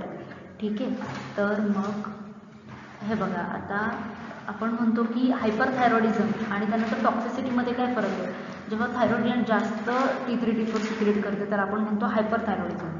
पण thyrotoxicosis म्हणजे काय, जेव्हा thyroxine बॉडीमध्ये जास्त वाढतं तर त्याचे जे जे काही मॅनिफेस्टेशन्स दिसतात CNSवर म्हणा किंवा बाकी बॉडी सिस्टम्सवर म्हणा, आयवर म्हणा किंवा कार्डिओव्हॅस्क्युलर सिस्टमवर म्हणा, ठीक आहे, त्याला आपण म्हणतो थायरोटॉक्सिकोसिस.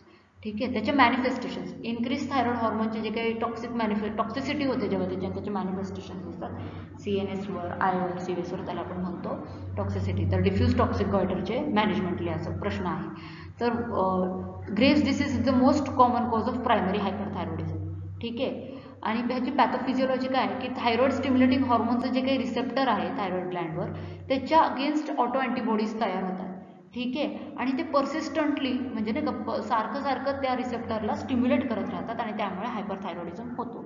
आणखी काय कॉज आहे की HLA, BA, DR3, DQA1, CTLA4 हे जे काही जीन्स आहेत त्यामुळे ग्रेव्स डिसीज होण्याची जास्त शक्यता असते.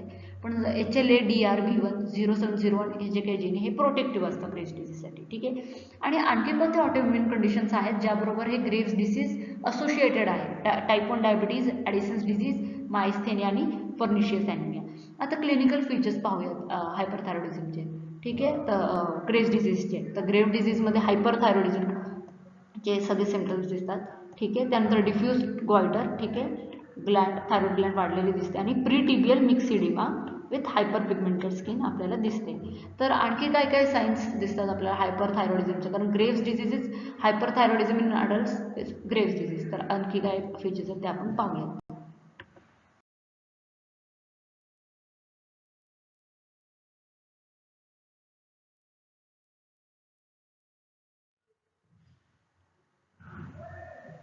तर आता ग्रेव्स डिसीजमध्ये आणखी काय काय सिम्पटम्स दिसतात, तर आय सायन्स. तर पहिले आहे लिड रिट्रॅक्शन, ठीक आहे. ही अर्लिएस्ट साईन म्हणजे काय, जे आपली अप्पर आयलिड आहे, तर लिबेटर पाल्पेब्रे सुपिरियरची जी मसल आहे किंवा जी मुलर्स मसल आहे तिकडे, त्याच्या ट्रोनिक कॉन्ट्रॅक्शनमुळे, ठीक आहे, त्याच्या ओव्हर ॲक्टिव्हिटीमुळे ही अप्पर आयलिड आपल्याला रिट्रॅक्टेड दिसते. तर हे आहे लीड रिट्रॅक्शन. ही आणि ही सगळ्यात अर्लिएस्ट साईन आहे ग्रेव्स डिझीजची किंवा हायपरथायरॉइडिझमची, म्हणजे ग्रेव्स डिझीजची मुख्यतः, ठीक आहे. आणि हे सुद्धा हायपरथायरॉइडिझममध्ये ग्रेव्स डिझीज होते, त्यामुळे आपल्याला दिसू शकतं. त्यानंतर लीड लॅग, त्याला म्हणतो वॅन ग्राफी साईन. तर आपण आपलं पेशंटसमोर उभं राहतो, आपलं बोट पेशंटसमोर वर खाली करतो आणि पेशंटला आपल्या बोटाकडे पाहायला लावतो.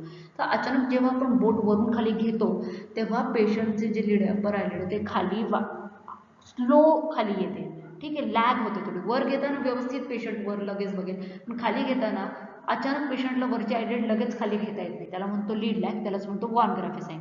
त्यानंतर डॅलरिंकल साईन. तर यामध्ये स्टेरिंग लुक, म्हणजे पेशंट ब्लिंक नाही करत, आपण आपले डोळे पापणी लावतो तशी पेशंट पापणी लावत नाही, ठीक आहे, ब्लिंक नाही करत, त्याला आपण म्हणतो डॅलरिंकल साईन, ठीक आहे. त्यानंतर स्टेलवाक साईन सुद्धा तेच आहे, इनफ्रिक्वेंट ब्लिंकिंग.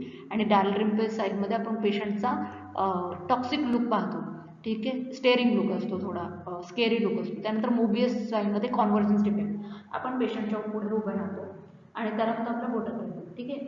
अचानक आपण बोट कोणत्याही डायरेक्शनने पेशंटच्या समोर नाकाच्या थोडंसं पुढे आणतो, ठीक आहे. आणि पेशंटला जर त्या बोटाकडे डोळे नीट कॉन्व्हर्ट करता आले नाही अचानक, तर त्याला आपण म्हणतो मोबियस साईन, आणि हे होतं ग्रेव्स डिसीजमध्ये.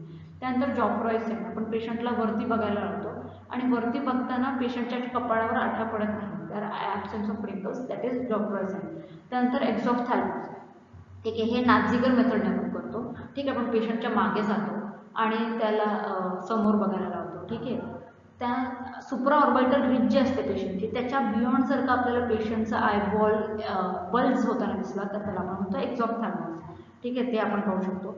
त्यानंतर गिलफोर्ड साईन, ठीक आहे. ह्यामध्ये difficulty to evert the eyelid असते, ठीक आहे. त्यानंतर involvement of superior and lateral rectus and inferior oblique muscle leads to inability to look upward and outward.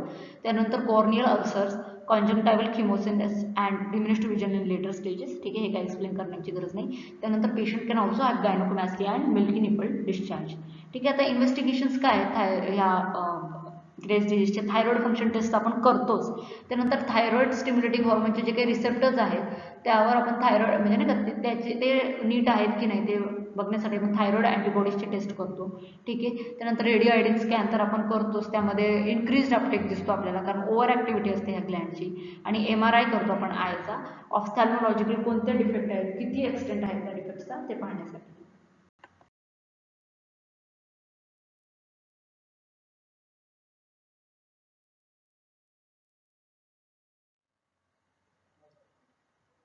तर आता जे हे ग्रेव्स डिसीज आहे त्याचे ट्रीटमेंट ऑप्शन्स काय आहेत. सर्जरीमध्ये आपण थायरॉइडेक्टोमी, हेवी थायरॉइडेक्टोमी, ठीक आहे. मोस्टली टोटल थायरॉइडेक्टोमी नीडनुसार. हेवी थायरॉइडेक्टोमी म्हणजे काय, आपण थायरॉइडचा एक लोब आणि इस्कमस काढून टाकतो. टोटल थायरॉइडेक्टोमीमध्ये संपूर्ण थायरॉइड ग्लँड काढून टाकतो. नियर टोटल थायरॉइडेक्टोमीमध्ये 0.1 ग्रॅम टिश्यू तसाच ठेवतो, ठीक आहे. आणि सब टोटल थायरॉइडेक्टोमीमध्ये 8 ग्रॅम थायरॉइड टिश्यू तसंच ठेवतो. तर हे वेगवेगळे टाईप्स आहेत, ठीक आहे. तर सर्जरी त्याचे नाही का कॅन्सरप्रमाणे आपण ट्रीटमेंट पाहिलेली आहे म्हणून ते पुन्हा पाहायची गरज नाही आहे. पण ग्रेव्स डिसीज झाल्यावर आपण कोणते ऑप्शन सिलेक्ट करतो, ठीक आहे. तर सर्जरी, त्यानंतर अँटीथायरॉइड मेडिकेशन्स आणि त्यानंतर रेडिओ आयडिन थेरपी, ठीक आहे. तर सर्जरी आपण केव्हा करतो, जेव्हा मेडिकल थेरपी किंवा रेडिओ आयडिन थेरपी कामच करत नाही, त्याचा काही फायदाच होत नाही, ठीक आहे, तेव्हा आपण सर्जरी करतो. त्यानंतर मॅलिग्नन्सी होणारच नाही अशी शाश्वती आपण जेव्हा देऊ शकत नाही, ठीक आहे, ठामपणे सांगू शकत नाही की अरे मॅलिग्नन्सी होणारच नाही, तेव्हा आपण सर्जरी करतो, ठीक आहे. FNACवर काही आपल्याला सस्पिशन वाटलं मॅलिग्नन्सीचं, तेव्हा आपण करतो. कॉम्प्रेसिव्ह सिम्पटम्स असले जसे की respiratory distress, difficulty in breathing, hoarseness of voice, dysphasia, ठीक आहे, असे सिम्पटम्स असले. कंप्रेशनचे, जेव्हा इसोफेगस आणि ट्रॅकिया कंप्रेस होतो या थायरॉइड ग्रोथमुळे, तेव्हा आपण सर्जरी करतो, ठीक आहे. कॉस्मेटिक रिझन्ससाठी, ठीक आहे. मेडिकेशन्सला काही कंप्लायन्सच नाही आहे, रेडिओ आयडिन थेरपी देऊ शकत नाही, त्याचे काही कॉन्ट्राइंडिकेशन्स आहेत, ठीक आहे. आणि पेशंटला ग्रेव्ह ऑफ्थॅल्मोपॅथी आहे, ठीक आहे. जे स्मोकर्स आहेत त्यांना आपण सर्जरीज करतो त्यांच्यावर, ठीक आहे. आता ऑपरेशनच्या आधी आपण लुगोसायडाइन देतो 5 ते 10 दिवस, ठीक आहे. हे पूर्वी द्यायचे, आत्ता शक्यतो देत नाही. पण लुगोसायडाइनचा फायदा काय, 3 फायदे. इट रेंडर्स द ग्लँड अवॅस्क्युलर, ठीक आहे, ग्लँडची वॅस्क्युलरिटी कमी करते, कारण थायरॉइड हे खूप रिचली वॅस्क्युलर स्ट्रक्चर आहे, तर त्याचा आपला ब्लड सप्लाय कमी करतो ऑपरेशन करण्याअगोदर. तर lugol iodine it renders the gland avascular, it reduces the size of the gland and it makes the gland firm so that the operation becomes easier. त्यानंतर आपण ऑपरेशनच्या अगोदर अँटी थायरॉइड ड्रग सुद्धा देतो, जेणेकरून पेशंटचं जे काही थायरॉइड स्टेटस आहे ते नॉर्मल राहील, T3-T4 नॉर्मल राहील आणि पेशंट थायरॉइड स्टोनमध्ये जाणार नाही. त्यानंतर आपण अँटी थायरॉइड मेडिकेशन्स कोणते देतो, तर propylthiouracil is the drug of choice. ठीक आहे, आता अँटी थायरॉइड मेडिकेशन्स बरेच आहेत, मेथिमाझोल, कार्बिमाझोल, प्रोपेथायोयुरेसिल, त्यामधलं प्रोपाइल थायोयुरेसिल जास्त चांगलं आहे आणि ह्याचे मेकॅनिझम ऑफ ॲक्शन फार्मेकोलॉजीमध्ये जास्त बेटर एक्सप्लेन केली जाऊ शकते. ठीक आहे, तर आयोडीन थायरॉइड हे जे काही थायरॉइड हॉर्मोन्स आहेत, टायआयोडोथायरॉइड, हे जे काही बनण्याचे स्टेप्स आहेत, तर हे हॉर्मोन्स बनूच नाहीत, म्हणून त्या बनण्याची जे काही प्रत्येक स्टेप आहे त्या स्टेपला आपण इनिबिट करू शकतो. उदाहरणार्थ थायरॉइड जे काही हॉर्मोन आहेत ते बनतात आयोडीनपासून. ठीक आहे, तर हे फॉलिक्युलर सेल्स जे काय आहेत ते आयोडीन अपटेक करतात बाहेरून. ठीक आहे, तर हा अपटेक कशाने होतो, सोडियम आयोडीन ट्रान्सपोर्टरने. तर हा अपटेक आपण थांबवू शकतो. ठीक आहे, थायोअमाइड्स देऊन. तर थायोअमाइड्सच काय, कार्बिमाझोल, मेथिमाझोल आणि प्रोपाइल थायोयुरेसिल, तर सोसी आणि मग हे इनिबिट करतं. ठीक आहे, म्हणजे कार्बिमाझोल, मेथिमाझोल हे आयोडीन अपटेकच इनिबिट करतं, जेणेकरून त्या आयोडीनपासून थायरॉइड हॉर्मोन्स बनणार नाही. त्यापुढे काय येतं की हे आयोडीन अपटेक केला तर एक आयोडीन आयन असतं, तर असे 2 आयोडीन आयन मिळून एक आयोडीनचा ॲटम बनवतात. ठीक आहे, तर ते त्यानंतर हे आयोडीन जे आहे ते टायरोसिन बरोबर जॉईन होतं. ठीक आहे, एका टायरोसिन बरोबर म्हणजे नाही का 2 आयोडीनचे मॉलिक्युल्स. ठीक आहे, तर मोनोआयडोटायरोसिन, डायआयडोटायरोसिन. ठीक आहे, आणि ठीक आहे, मग एका मोनोआयडोसिन बरोबर एका मोनोआयडोसिन बरोबर एक डायआयडोटायरोसिन जोडलं तर T3 होतं. एका डायआयडोटायरोसिन बरोबर पुन्हा एक डायआयडोटायरोसिन जोडलं की मग T4 होतं. तर असं हे सगळे जे काही मेकॅनिझम्स आहेत हे इनिबिट करतात, हे ड्रग्स करतात. त्याप्रमाणे आपण ड्रग्स वापरतो. हे फार्मेकोलॉजीमध्ये जास्त बेटर एक्सप्लेन केलं जाऊ शकतं, पण आता तात्पुरतं आपण पाहिलं की प्रोपाइल थायोयुरेसिल काय करतं. It inhibits the iodide coupling, म्हणजे प्लस आय मायनस जे काय आयोडीन आयन्स जे मिळून आयोडीन ॲटम बनवतात ते इनिबिट करतं. त्यानंतर T4 हे स्टेबल जास्त असतं आणि T3 हे जास्त ॲक्टिव्ह असतं. ठीक आहे, तर जेव्हा हे थायरॉइड जे काही हॉर्मोन बाहेर पडतात, ठीक आहे, बाहेर पडल्यानंतर ह्या T4चं T3 कन्व्हर्जन होतं आणि त्यामुळे थायरॉइड हॉर्मोनची ॲक्सिजन होते, जे काही आपलं BMI मेंटेन करणे वगैरे वगैरे. तर मग हे T4 to T3 कन्व्हर्जनच प्रोपाइल थायोयुरेसिल इनिबिट करतं. त्यानंतर मग नाही का पेशंट्सला युथायरॉइड बनवण्यासाठी, ठीक आहे, रेडिओ आयोडीन थेरपी देण्यापूर्वी सुद्धा किंवा सर्जरी होण्यापूर्वी आपण प्रोपाइल थायोयुरेसिल देतो. ठीक आहे, आता ह्याचे बरेच साईड इफेक्ट सुद्धा आहेत. ते पेरिफेरल न्यूरायटिस, ठीक आहे, पॉलिआर्टरायटिस, वॅस्क्युलायटिस, इन्फ्लेमेशन, प्लास्टिक ॲनिमिया, हे सगळे सिम्पटम्स दिसतात. ठीक आहे, आणि मग रेडिओ आयोडीन थेरपी पाहूयात. आपण सर्जरी पाहिली, अँटी थायरॉइड मेडिकेशन्स पाहिले, radio iodine therapy. Radio iodine थेरपीमध्ये आपण बेसिकली काय देतो, रेडिओ आयोडीन देतो, आयोडीन 131 देतो आणि ह्यामुळे हे जे काही कॅन्सर सेल्स आहेत ते जास्त ॲब्झॉर्ब करतात हे रेडिओ आयोडीन ओव्हर ॲक्टिव्हमुळं आणि मग ते नष्ट होतात. मग आपण काय म्हणतो, we usually call it radio iodine therapy causing radio ablation of the cancerous cells. Okay, so हे रेडिओ आयोडीन 131 जे आहे हे 90% बीटा रेज इमिट करतं आणि 10% गॅमा रेज इमिट करतं आणि या रेजच्या सहाय्याने आपण ते थायरॉइड ग्लँड नष्ट करू शकतो.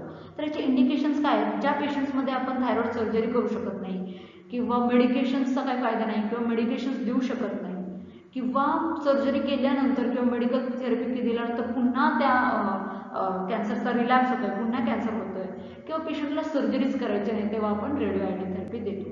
ठीक आहे, आणि ह्याचे ॲडव्हान्टेजेस सुद्धा आहेत, ते सर्जरी करायची गरज नाही आहे, हे प्रोसिजर चीप आहे. आणि डिसअडव्हान्टेजेस आहेत की कार्डियक मॉर्टॅलिटी वाढते, थायरॉइड कॅन्सरची रिस्क वाढू पण शकते, ग्रेव्स ऑफ थर्मोलॉजीची जे काही प्रोग्रेशन आहे ते वाढतं आणि आपण ही प्रेग्नन्सी लॅक्टेशन मधच्या दरम्यान देऊ शकत नाही. तर हे झाले treatment options of Grave disease.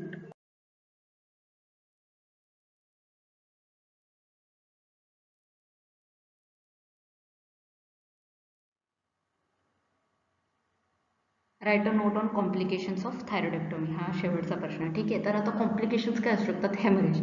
आता हेमरेज असू शकतं प्रायमरी हेमरेज, रिॲक्शनरी हेमरेज किंवा सेकंडरी हेमरेज. ठीक आहे.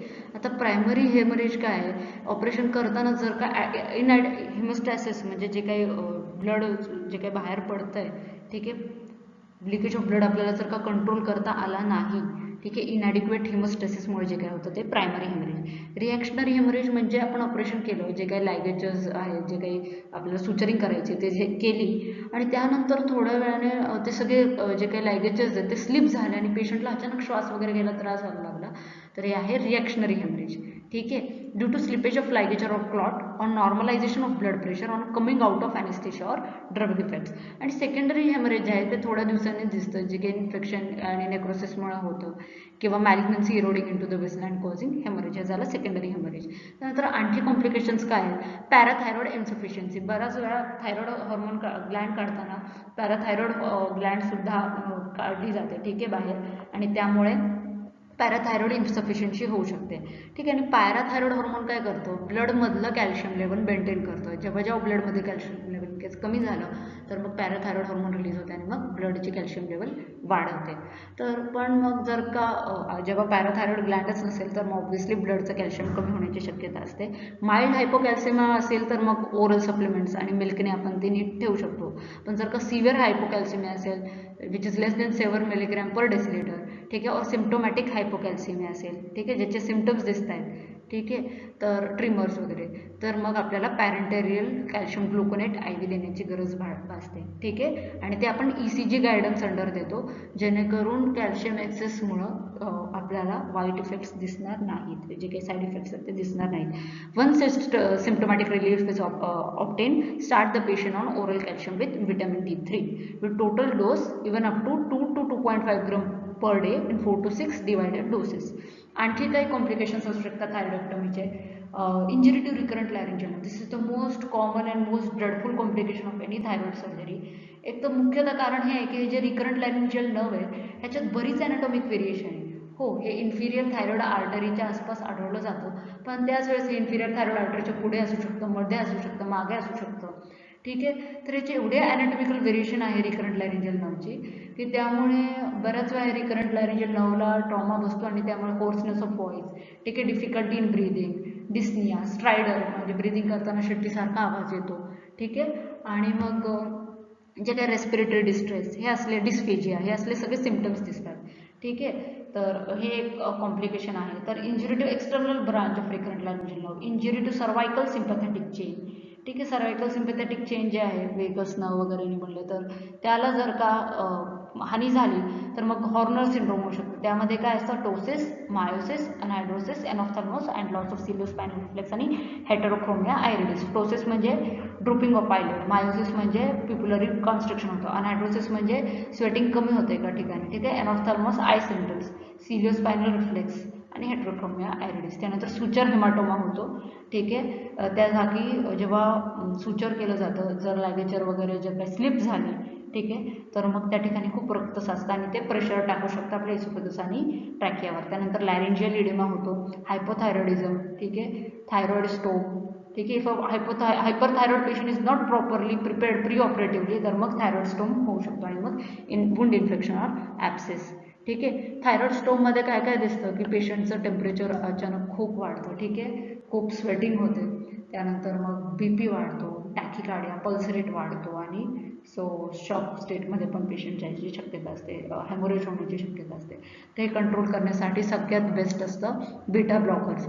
ठीक आहे. प्रोप्रानोलोल आपण देतो प्री ऑपरेटिव्हली BP कंट्रोल करण्यासाठी. आणि मग जर असं झालंच तर मग आपण कोल्ड शीट्स, टेम्परेचर कूल ठेवण्याचा प्रयत्न करतो पेशंटचा. ठीक आहे. हे असे सगळे मेजर्स आपण फॉलो करतो. ठीक आहे. आणि वुंड इन्फेक्शन हे तर प्रत्येक सर्जरीचं कॉम्प्लिकेशन आहेच.